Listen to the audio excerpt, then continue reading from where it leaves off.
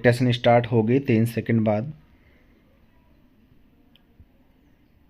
Start.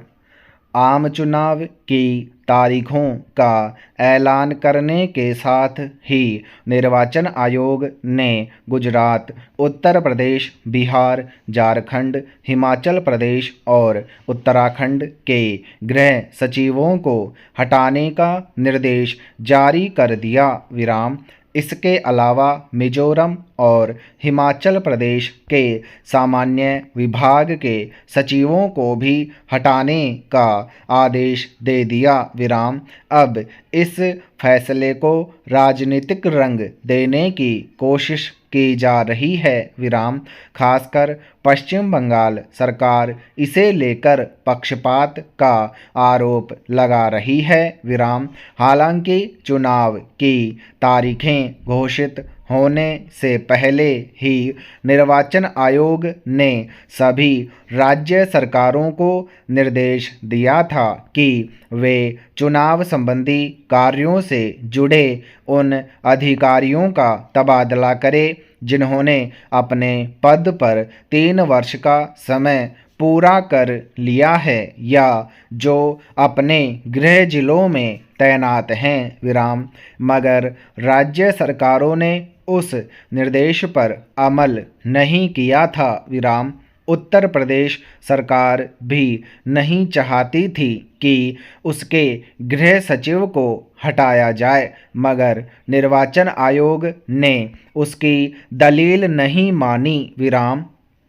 छिपी बात नहीं है कि चुनाव में शीर्ष अधिकारियों की बड़ी भूमिका होती है। विराम। गृह सचिव राज्यों में और जिलाधिकारी जिलों में निर्वाचन आयोग के प्रतिनिधि होते हैं। विराम। इसलिए अगर वे निष्पक्ष नहीं होंगे तो उन जगहों पर चुनाव प्रक्रिया की निष्पक्षता पर सवाल उठेंगे ही। विराम। इसलिए निर्वाचन आयोग ने 6 राज्यों के गृह सचिवों और पश्चिम बंगाल के पुलिस आयुक्त को हटा दिया। विराम। हालांकि यह न तो पहली बार हुआ है और न कानून की नज़र में कोई गलत कदम है। विराम। जहां भी निर्वाचन आयोग को लगता है कि कोई अधिकारी चुनाव में निष्पक्ष भूमिका नहीं निभा सकता या निभा रहा तो वह उसे हटाकर उसकी जगह दूसरे अधिकारी को नियुक्त कर सकता है। विराम।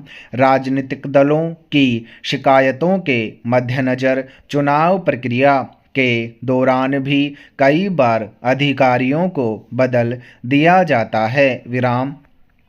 अभी जिन राज्यों के गृह सचिवों और पश्चिम बंगाल के पुलिस आयुक्त को हटाया गया उनके बारे में पहले से राजनीतिक दल शक जाहिर कर रहे थे। विराम। उनकी संबंधित राज्य सरकारों के प्रति अधिक निष्ठा देखी जा रही थी। विराम। पश्चिम बंगाल के पुलिस आयुक्त तो काफ़ी समय से विवादों में घिरे थे। विराम। उनके खिलाफ सीबीआई ने शिकंजा कसने की कोशिश की थी, तब मुख्यमंत्री खुद धरने पर बैठ गई थीं। विराम। ऐसे में भला उन पर कैसे भरोसा किया जा सकता था कि वे स्वतंत्र और निष्पक्ष चुनाव कराने में सहयोग करेंगे, राज्य सरकार की मर्जी के अनुरूप काम नहीं करेंगे। विराम। उनके खिलाफ कांग्रेस ने भी शिकायत दर्ज कराई थी। विराम। उत्तर प्रदेश के गृह सचिव को लेकर भी इसी तरह की आशंकाएं जाहिर की जा रही थीं। विराम। ऐसे समय में जब विपक्षी दल मतदान मशीनों में गड़बड़ी की आशंका जताते हुए आंदोलन पर उतरे हुए हैं, बड़े जन समुदाय में भी चुनाव प्रक्रिया पर संदेह पैदा हो गया है, तब ऐसे अधिकारियों को उनके पद पर बनाए रखना किसी भी रूप में उचित नहीं कहा जा सकता। जिनका आचरण संदिग्ध माना जाता रहा है विराम, मगर केवल इतने भर से चुनाव में निष्पक्षता की गारंटी सुनिश्चित नहीं हो जाती विराम। निर्वाचन आयोग को यह भरोसा कायम करना होगा कि हटाए गए अधिकारियों की जगह जिन्हें नियुक्त किया गया है वे वास्तव में पक्षपातपूर्ण व्यवहार नहीं करेंगे विराम। जिस तरह की सक्रियता और प्रतिबद्धता वह अभी दिखा रहा है उसे पूरी चुनाव प्रक्रिया के दौरान दिखानी पड़ेगी विराम।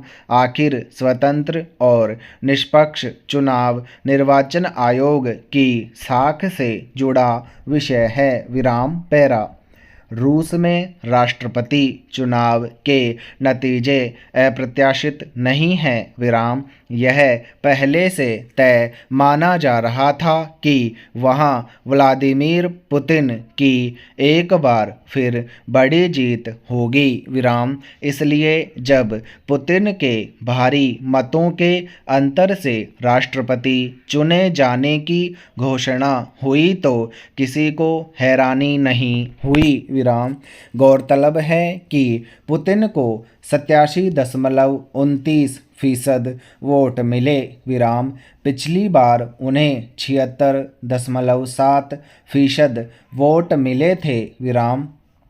यानी बीते कार्यकाल के दौरान रूस में उनके प्रभाव का और विस्तार हुआ है विराम। हालांकि इसी बीच रूस को कोरोना महामारी सहित अंतर्राष्ट्रीय स्तर पर बहुस्तरीय चुनौतियों से जूझना पड़ा विराम। रूस के सामने सबसे जटिल स्थिति यूक्रेन के साथ युद्ध की शुरुआत है जो अब तीसरे साल में दाखिल हो चुकी है और उसके खत्म होने की फिलहाल कोई उम्मीद नहीं दिख रही विराम। इस मुद्दे ने पुतिन को अपने सामने के मैदान को साफ करने में बड़ी भूमिका निभाई विराम। आंतरिक मोर्चे पर रूस की अर्थव्यवस्था में मजबूती से लेकर अंतर्राष्ट्रीय स्तर पर एक ताकतवर देश के रूप में अपनी जगह बनाने का राजनीतिक असर भी चुनाव पर पड़ा और लोगों ने पुतिन को चुना विराम। उनका यह कार्यकाल 2030 तक के लिए होगा विराम। रूस में जनमत संग्रह से 2020 में जो संविधान संशोधन कराया गया था उसके तहत पुतिन अभी 6 साल के 2 और कार्यकाल या 2036 तक राष्ट्रपति बने रह सकते हैं विराम।